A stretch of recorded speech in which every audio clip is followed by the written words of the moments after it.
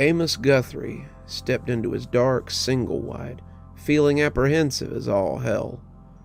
Was that something sitting in his lazy boy? Was there a shadow lurking in the corner?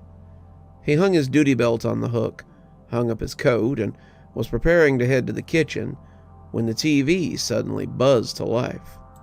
There was a cop procedural on, and the two officers had their guns drawn on each other.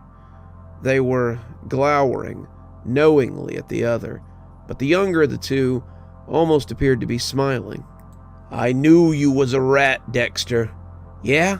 Then you should have put me down when you had the chance," he said, pulling the trigger and shooting the older cop. "Look familiar?" said a raspy voice from the armchair. Guthrie turned and found the moldering old corpse sitting in his chair. The uniform was even worse now, blood showing through the fabric as Masterson's normally well-kept form bloated and pressed against it. His face was a ruin, ichor and congealed blood sticking to it like makeup, and he grinned crookedly at him as he watched him from the lazy boy. He was pointing a bony finger at the TV set, the whiteness beneath the mottled flesh, making Amos think his predecessor had been doing more than collecting bugs in his grave. Guthrie shook as he took a step back, the wood paneling bumping against him. No, to hell with this. This couldn't be real.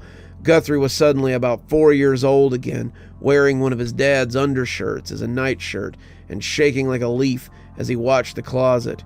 He had gotten up to go to the bathroom, the water he'd drunk before bed, trying to make an escape. But when the closet door had begun to rattle, Amos had hit the wall and stood like a deer in headlights. Whatever was in there was giving the slatted door a good shaking, and little Amos was shivering like a leaf as he watched it in the semi-darkness of his room. As he had shaken, his bladder had let go, and the front of his nightshirt and the thick carpet of his room had soaked in his fear. When the door had rattled again, threatening to open, Guthrie had screamed like a dying thing, and his parents had come on the run. It had turned out to be Lucy, his mom's pet cat, but he remembered the look of shame on his father's face as his mother cleaned him up in the bathroom. Even at 4, Amos knew he never wanted to see that look again on his father's face, and he had strove to make him proud from that day on. What would he make of his only son now, as he cowered in his living room, menaced by something that was probably nothing more than a manifestation of his stress? It was like Scrooge had said, this was nothing more than skipping his break today, that extra cup of coffee at 3, or the ribs he'd eaten for dinner. There was more of gravy than of grave about. Masterson got up and walked towards him then, and all that good sense slipped out like the pea when he had been nothing but a tyke. He reached to his side, but he had already hung up his gun.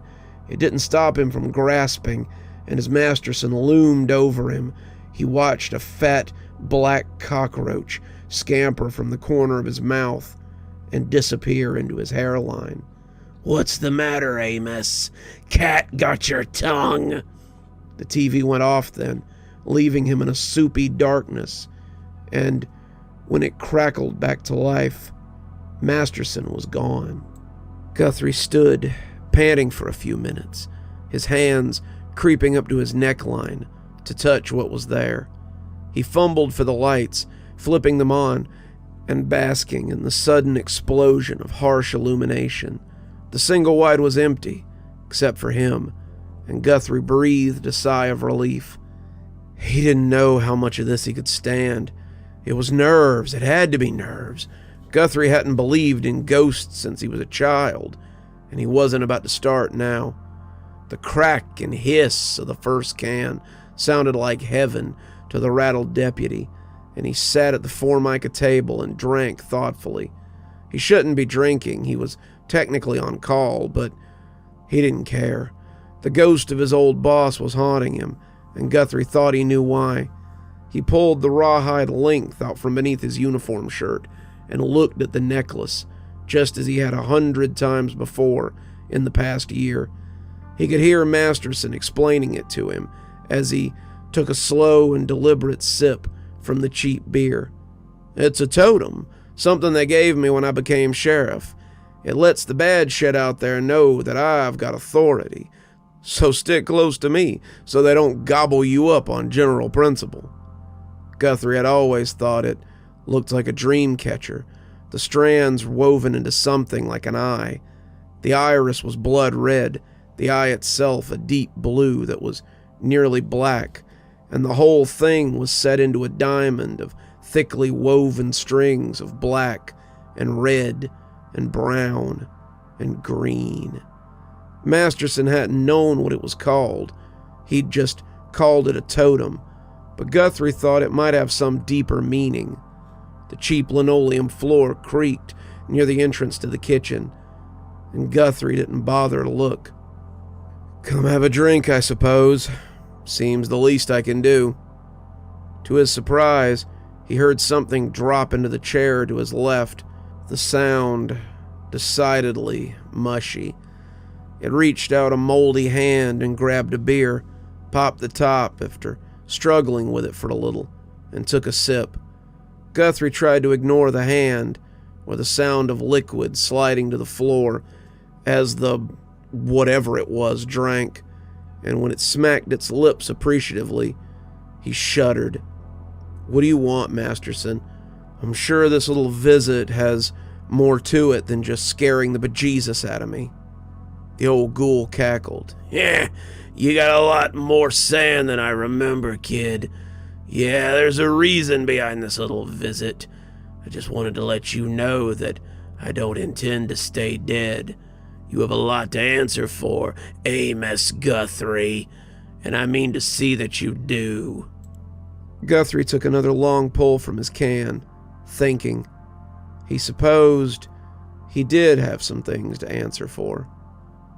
Guthrie had done a lot more than claw his way up the ladder to get where he was, but this old ghoul wasn't going to take it from him, that was for sure. When they had entered the woods, he had seen Masterson pull the thing out and lay it on his chest. He asked him what it was, and the old man had chuckled as he held it out so that Guthrie could have a look at it. It was the first time he had seen it, and he had known it was important even then. "It's a totem, something they gave me when I became sheriff. It lets the bad shit know that I have authority, so stick close to me so they don't gobble you up on general principle." Guthrie had clutched his weapon, not liking the sound of that in the least. They had proceeded into the woods, guns at the ready, and Guthrie couldn't shake the feeling that they were being followed. Neither of them were making a lot of effort to be quiet, but Guthrie thought that he could hear something else beneath it. Sounded like something large crashing deeper into the woods, following the two as they ran towards the screaming. Guthrie didn't know what it was, but he hoped it was running away from the screaming, and that it didn't decide to take an interest in them. They moved deeper into the trees, discovering the source of the screaming, and something a little more than they expected. They came out of the woods suddenly, neither really seeming to expect it, and Guthrie saw a scar in the forest that seemed to be mostly missing its trees. In the center was a copse of pines, and what he saw stopped him in his tracks. The ground beneath the sparse trees was glowing, showing him a deep gorge in the ground that was surrounded by dark forms. Some of them wore robes, some of them wore normal clothes, but others were dark, hunched things that capered about on all fours. The screamers were bringing their hands up to the sky before dropping them, screaming in a feral chorus. There were about 10 of them. It was hard to tell from here, but as Guthrie watched, one of them suddenly dropped into the glowing pit and was consumed by the harsh glow that followed. That glow looked kind of nice the longer he saw it pulsing there. Guthrie wondered what it might be like to fall into that pit. He wondered what it might be like to be devoured by it. His feet had taken him 3 or 4 steps towards the Pine Barrens when he shook himself and turned back to Masterson. Masterson hadn't moved. He just stuck his hands in his belt and watched Guthrie from the edge of the woods. "Aren't you coming?" Guthrie asked, his mind still at war with itself. No need," Masterson said, looking a little sad. "There's nothing we can do." "Nothing we can... What the hell are you talking about? We need to save them before..." But Guthrie didn't know what would happen to them, what was happening to them, and he shook his head as he tried to find the words. Masterson only shrugged. "There are things in this town that you don't understand, kid, and this is one of them. The Pine Barren is special, though not in a good way. When I heard the screaming, I was hoping it was just the beasties out here messing with some hikers. The totem would have scared them away, made them leave, but this is different. These guys have been drawn here, and there isn't anything we can do." Guthrie was shaking, his legs wanting to turn him back towards the pit, but he made them step away as he turned to face Masterson. He was about to ask Masterson how he could just stand there and watch this, when something screamed a little louder than the people around the pit. Guthrie turned just in time to see something come flapping out of the cut in the earth, a huge, dark something that cast its shadow against the moon. He looked back at Masterson, but all the bravado had disappeared from the man. "Oh, shit," he said, backing away as the thing dove down onto the people who were left around the pit. "We gotta go, now," he said, and as he ran, Guthrie realized this wasn't something he usually dealt with. He was running too, adrenaline taking over as the creature screamed and dove at the assembled people again. They'd run into the woods, hoping the canopy would offer some protection, but the flap of wings and the cry of the thing proved that its appetite was far greater than they thought. It stalked them through the woods, a run that seemed far longer than it had earlier, and when Masterson went down, Guthrie thought the creature had gotten him. Turned out it was a root, and Masterson had definitely broken his ankle. He was yelling and twisting, the root having a hold on him that he couldn't seem to break. Guthrie, help! I need help, kid! It's my ankle, it's stuck, please, help!" But the leaves that pattered down on him told him everything he needed to know. They both looked up to find the creature sitting on a limb and observing them. Masterson reached for his chest, searching for the totem, but his hands shook when he realized it wasn't there. Amos, I lost the totem. If we find it, we can drive it off. Do you..."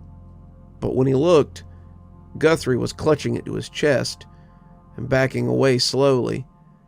He had seen the leather cord break when the sheriff had fallen, seen it hit the ground, and grabbed it up, hoping that it would help him make it out of all this. In that moment, Guthrie hadn't been thinking about taking the sheriff's position, hadn't wanted his job or his life, and had no thoughts of malice or leverage. At that moment, all Guthrie wanted was not to be eaten by that thing. "Guthrie," Masterson whispered. Guthrie kept backing away. "Guthrie!" Guthrie kept backing away. "God damn you!" he yelled, but it was muffled as the thing fell on him. Guthrie ran as the creature fed, Masterson's screams following him as he fled from the woods and finally stumbled across the cruiser. They would never find Masterson's body, not a trace of it, or the thing that had devoured him. The Rangers, as it happened, had been investigating the screams as well.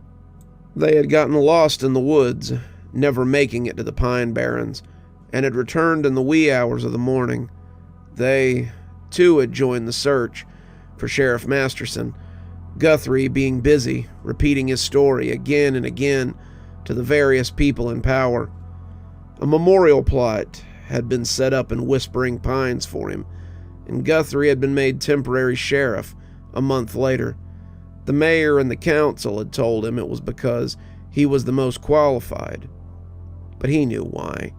They had seen the totem he wore religiously. They knew he had done a little more than flee from the creature that had gotten Masterson. They knew, and they wanted to see what else he could do. "You'll pay," the voice said. "You better believe you'll pay. I'll see to it personally. See you soon, kid." Guthrie jerked awake as the phone rang. It was morning, and he had a red mark on his face from sleeping against the kitchen table. Had it all been a dream, he wondered? No, it couldn't be. The empty beer cans to the left of him, the ones with the discarded fingernail on the rim, were enough evidence of that. His phone started to ring again, and Guthrie picked it up as he remembered that he was still on call. "Sheriff Guthrie," he breathed out, getting up to get the coffee pot going. "Sheriff!" Earl Parker cried happily. "Thank God! You got to get to the cemetery." "What's the trouble?" "It's Sheriff Masterson's grave. Something's happened to it." The coffee pot shattered as it slipped from Guthrie's hand. No, what was this? "What's happened?" Guthrie asked, breathlessly. "Well, it's empty." "You're still here. Thanks for stopping by. Dr. Plague here. Always a pleasure to see all my new and old viewers coming by for another one of my spooky tales. If you'd like to support the show, you can always take part in one of our channel offers through Fume or Aura, or you can just click on another video when they come up. I'd really appreciate it. For our newer viewers, we also have lots of playlists and other things if you'd like to get caught up. I know some of my series have been going on for quite a while. If you'd like to get my latest book, there's a link down below that'll take you to my Amazon page. Towesey Homestead just came out, so if that's something you'd like to get your hands on, go ahead and have a look down there. If you'd like a signed copy, you can go ahead and email me from my email address on the site, and I'll get with you about shipping information and ship you a signed copy. If you'd like to support the channel in a more monetary fashion, we also have membership through YouTube, and we've got a Patreon that you can get the information for in the description. We have lots of tiers and everything to suit your needs. Patrons that support on the $10 tier, that's our Ghostly Reader tier, get a book anytime I write one, signed and on their doorstep. As you may have noticed, there's a list of patrons and members on the screen, and I'd like to personally thank every one of them for taking a hand in the future of this channel. Well, that's enough for tonight. Dr. Plague, signing off. Have a wonderful evening.